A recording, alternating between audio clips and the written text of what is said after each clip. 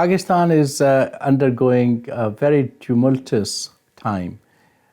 We have seen ebbs and flows of politics in Pakistan for a number of years. However, for the last 2.5 years, it has reached another decibel. We saw on 10th of September 2024 when the Parliament of Pakistan National Assembly was attacked by the police and some masked men who were apparently from the deep state or establishment, and they arrested several MNAs, members of National Assembly from the opposition Pakistan Tehreek-e-Insaf of Imran Khan, former Prime Minister's party. It appears that it was because the previous day, the PTI or Pakistan Tehreek-e-Insaf, they had a very large procession after a span of almost a year and a half when the current regime did not give them a permission to hold a public gathering. In that procession, a day before, the given time by the management or the administration to the PTI was only about 3 hours, 4 to 7 p.m. As it happens, when hundreds of thousands of people gather, the procession went a little bit longer, more than 7 p.m., and which apparently caused a furore of activities in the administration, and they lodged several police reports or complaints, which prompted the administration, perhaps backed by the establishment, to go and arrest the National Assembly members.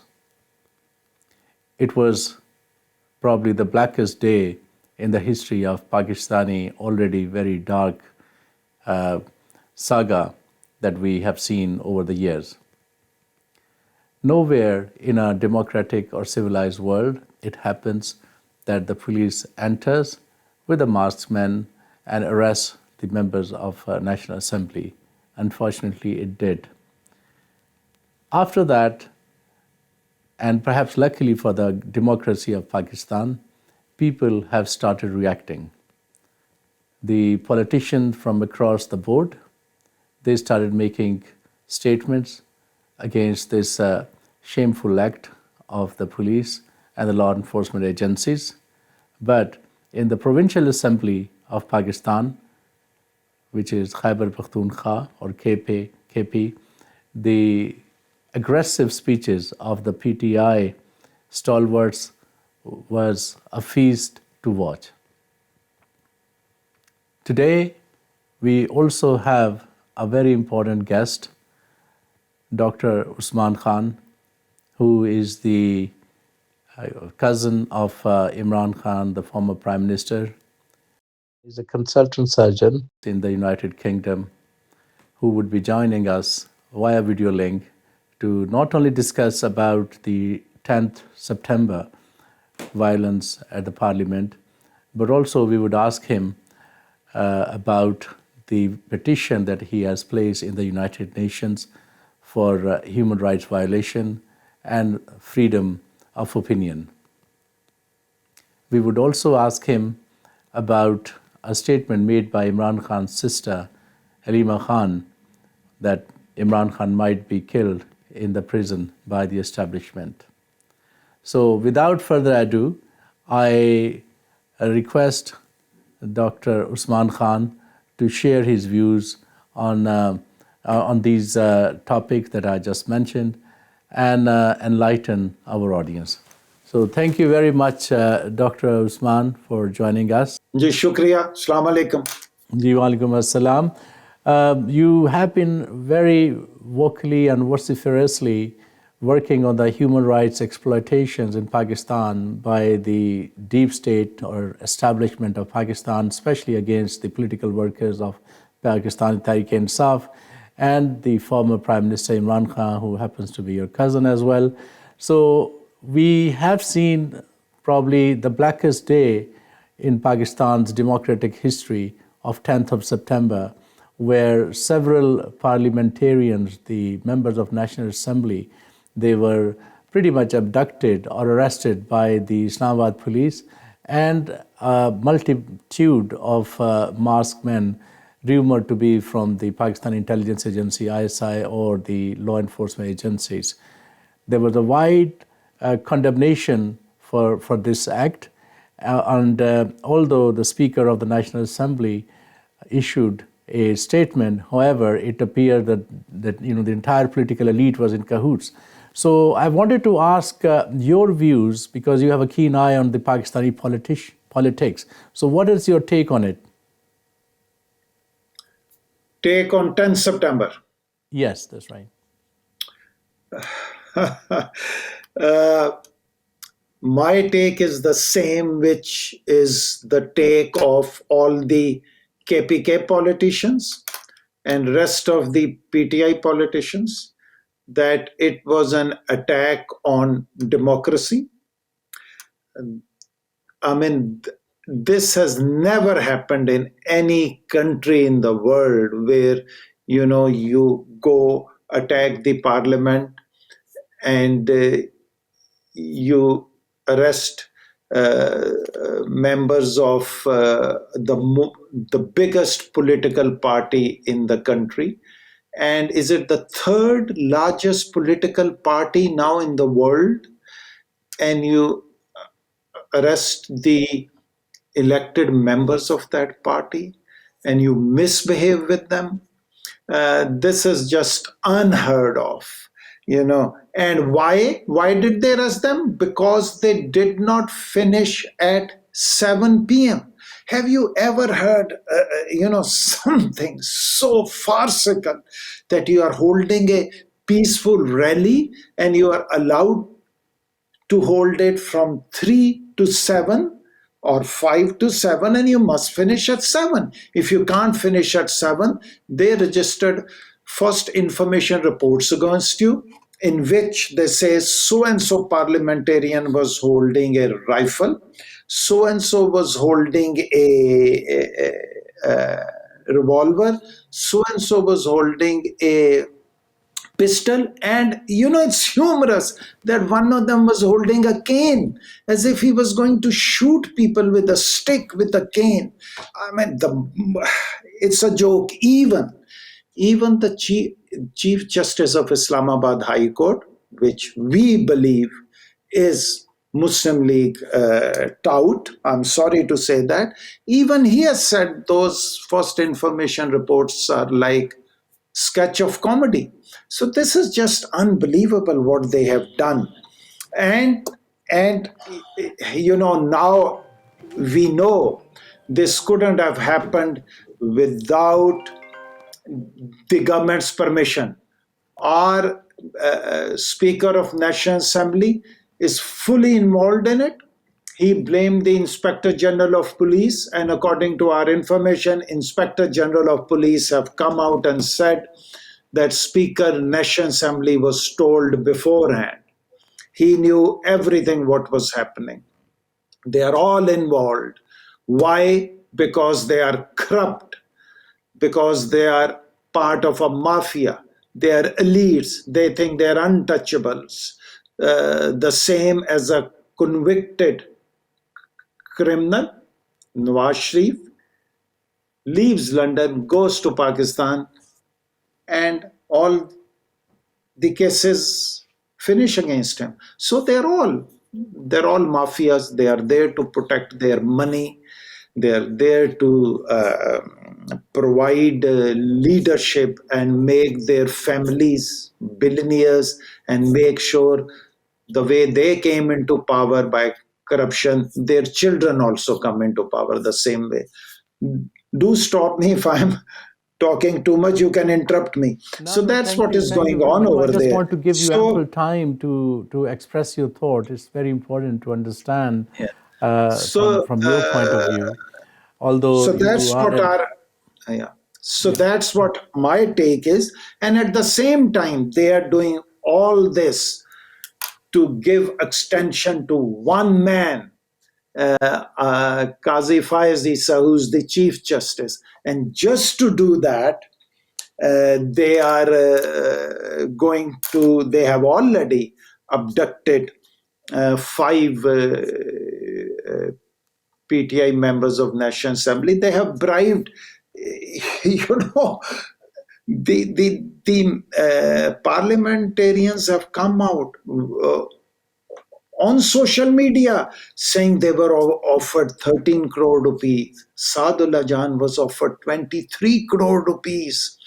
And they were openly threatened by establishment that if you don't do that, we will kidnap your woman. So this is what is going on there. So, it is actually jihad. We need to fight it. We need to fight it. I've always been of the opinion that there will be a revolution, and unfortunately, when the revolution comes, a lot of people who are innocent also get caught in it. From here, I always said to Khan Sahab, कि revolution के बगैर नहीं ये होगा. It's not going to happen without the revolution. But Khan Sahab believed in peace. He believes in peaceful movement. He believes in peaceful change. But these people are never going to listen to peaceful change. So water is boiling and boiling and boiling, and when a time will come when the container will burst and people will be out on the roads, and then the nobody will be safe. Nobody will be safe. People will then take out their own Things are grudges. Okay, this definitely. inspector of the police did that to me, so I'm going to equal the score. So and so did that to me, so I'm going to equal the score. And we should dread that time. Really, we should pray to God that never happens. But they are making sure that happens. Yeah, things are definitely going towards that way, so it appears. And I will allude to the speeches that were delivered in KP or Khyber Pakhtunkhwa assembly, where Imran Khan's party is ruling with a 2/3 majority. And we have heard some very bold speeches. And before you, I had a guest, Mr. Sohail Afridi, who is the member of Provincial Assembly, who has delivered an amazingly brave speech. Now, it appears that people feel that enough is enough, and in the words of the opponents of Imran Khan, muzamat hogi to mafamat hogi. So, is there any cognitive shift in the deep leadership of PTI or Imran Khan that no more dialogue, as we heard Imran Khan has said, and then the only way is to resist the regime? No, Khan Sahab has said there is no dialogue now. He has said that very clearly. Because there were people in the party at that time also who were saying, no, we shouldn't have dialogue. But as I said, Khan Sahab has also always believed that it has to be done peacefully. And he's been offering them to have dialogue. Even when he was in Zaman Park, he kept on saying, I'm willing for dialogue, I'm willing for dialogue. He agreed for Pakistan to have a loan from IMF, because IMF team went to his house in Zaman Park and asked him about it. The only reason he did that was that they would come and have dialogue. But why would they have dialogue? They think they are God Almighty, Nauzubillah, and they can do what they want. They're not going to have dialogue because they are afraid. They are afraid because if you look at it, these two families, there are more, but these two especially have looted the country between themselves. As far as Sharif brothers are concerned, one was convicted, the other was going to get convicted the day after he was made uh, prime minister. There's enough evidence. There is statements from Director General of FIA that the case was 100% right about money laundering against him. Usman, I So just want to I bring don't think your, I just want to have. draw your attention. I just want to draw your attention to 10th of September, and leading to that, basically, and there's another rumor going on, and probably the one of the sisters of Imran Khan, Halima Khan, has said that Imran Khan can be killed like President Morsi of Egypt. So you, as a family member, I'm sure that you will have your inner consultation. Do you fear something like this can happen to Imran Khan? Yeah, we fear this all the time. I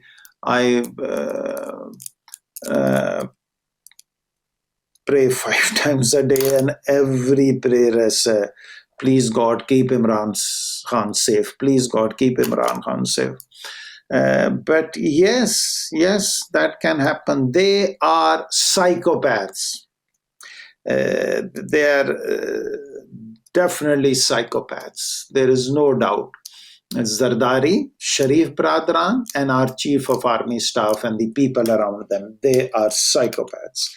I was in London on 4th of August because that young activist Shian Ali had invited. So I went there where uh, I've forgotten the name, that geo reporter who interviewed me.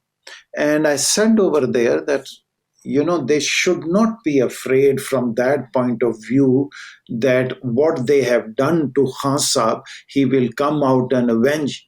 He will never do that. He believes, he has so much faith, and he believes and he follows the teachings of Hazur Sallallahu Alaihi Wasallam.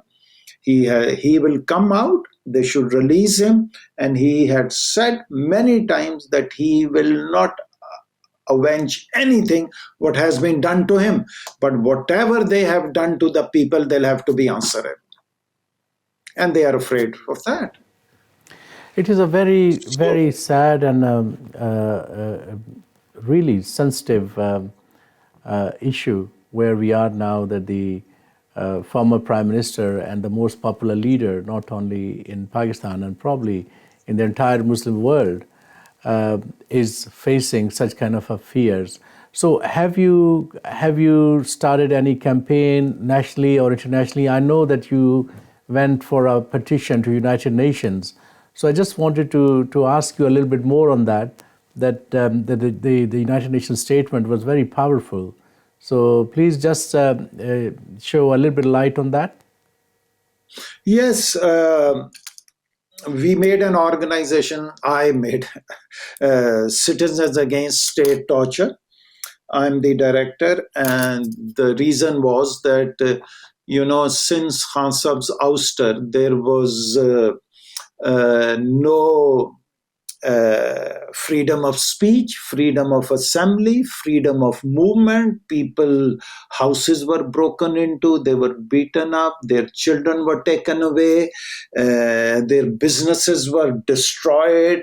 They would take bulldozers and bulldoze their workshops. Uh,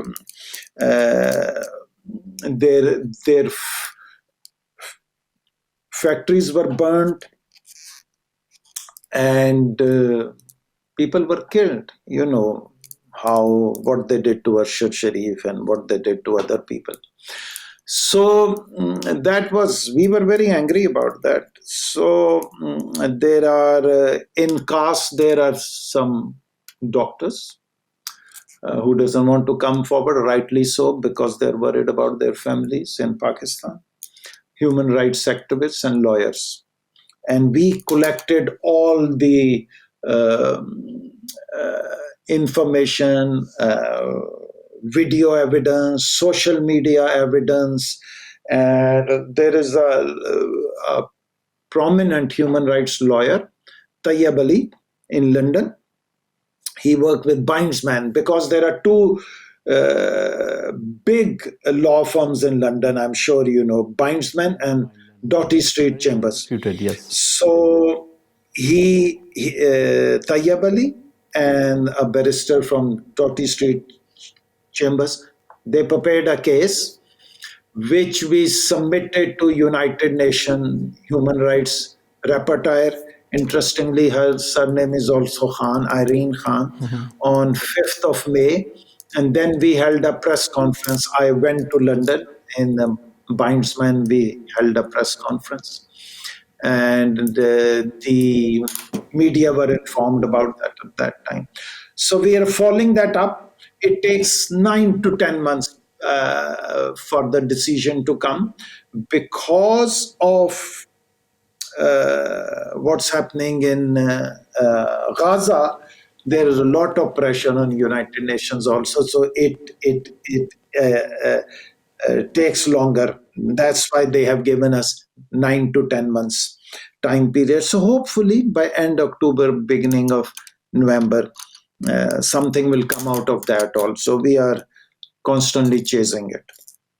And in that also, I have had few messages from Pakistan, not to do it.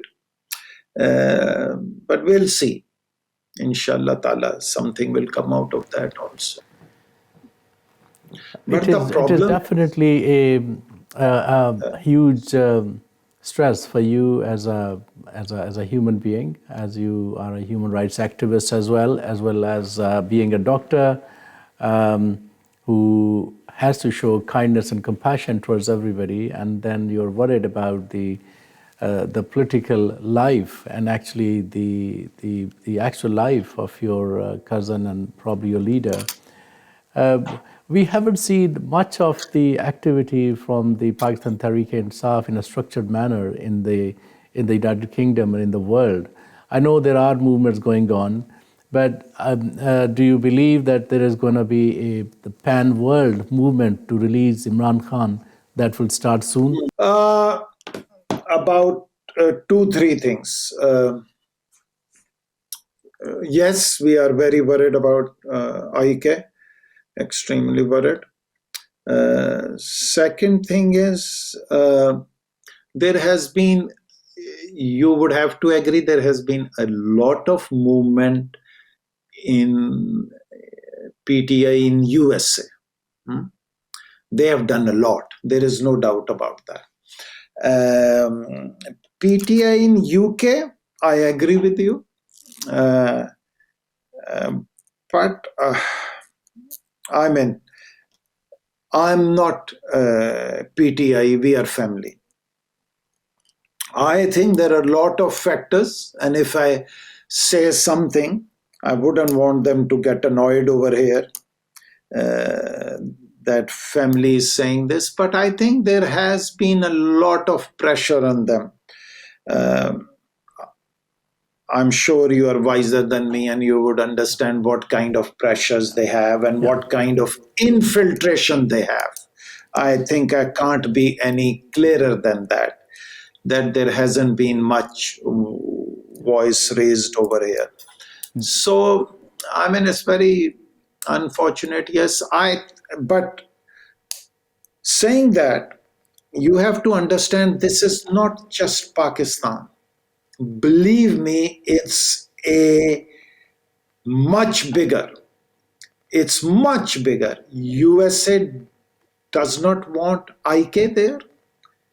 Even British are complicit in that, no doubt. And quite a few European countries are complicit in that because they do not want a strong leader to lead Muslim Ummah. They don't want that. Secondly, have you ever thought, how come this guy, foreign minister of Pakistan now, how could I forget his name? who is our finance minister also, Ishaq Dar, right? Nawaz Sharif, Ishaq Dar. How come he's finance minister for the third time? He's also foreign minister holding both the portfolios. And Khwaja Asif, a guy like him, is um, uh, defense minister for the third time. What is going on? We believe they have been brought in for two things: to accept existence of Israel and negotiate our nuclear armaments, nuclear deal. There's absolutely no doubt. And you have heard Ishaq Dar recently is saying in London that, if we don't have food, what are we going to do with nuclear nukes? What are we going to do with nukes? So there is something much bigger going on. So these guys are involved, definitely US and UK. There's no doubt among our mind, among our family, we do believe that Dr. they are Usman, Dr. pressure. Usman, you are obviously it's a very, very big claim. There is rumors, and we also have heard, and sometimes there's kind of a conspiracy theory. But then, where there is, as I say, where there's a smoke, there must be a So fire. So maybe there is something that generally people don't know. But leaving that aside, and with all of those kind of allegations, after all, Pakistan is a country of over 240 million with about a million man army. It's a very well organized and disciplined army, which is also duty bound for the integrity of its geographical and ideological boundaries. And it is not possible that such a big thing can happen and nobody notices. So I'll quickly move on from that point, as you suggested. Now, as a family, you are very concerned, and I was wondering that what are the news of the health of Imran Khan that you hear from your cousins or other sources? Do you have any direct news of how Imran Khan mental and physical health is? Imran Khan is wonderful. He's fit as a fiddle. My elder brother, my sister-in-law, and other people, my nephews, they meet him regularly. Uh, Today is they met him on a Thursday also.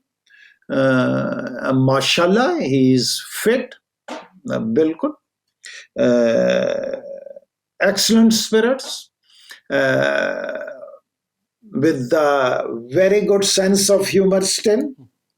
Khan Sahab can be extremely witty and make you laugh. Yes, That's true. I am he's a well. first-hand witness of it. Yes, it's true. Mashallah, he's not depressed. He's not afraid. What he's going to be afraid of? You tell me. What he hasn't achieved? He has achieved everything.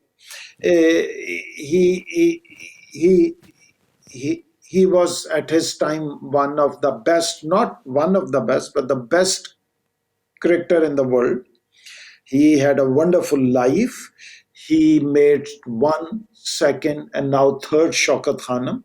There is an education city coming up, 10,000 acre land in Namal. He created a party from nothing. He challenged the status quo. He defeated the mafia. He became the prime minister. What else?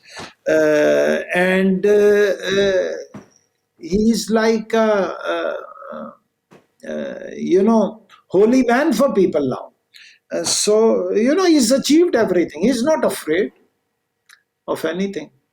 He's afraid of Allah. That's all. Yeah, well, thank you. It's good to know that one of the top leaders of Pakistan is very bravely facing all the trials and tribulations. and the steadfastness. And I'm sure that the millions and billions of lovers of Imran Khan will be heartened to hear that he is, as you said, fit as a fiddle and in a very good spirits and wit. Thank you very much, Dr. Usman, for giving us your candid and very powerful thoughts. I could feel the passion and the anguish of a deeply committed Pakistani who's a patriotic son of the soil, an overseas Pakistani, and an accomplished medical professional, a surgeon.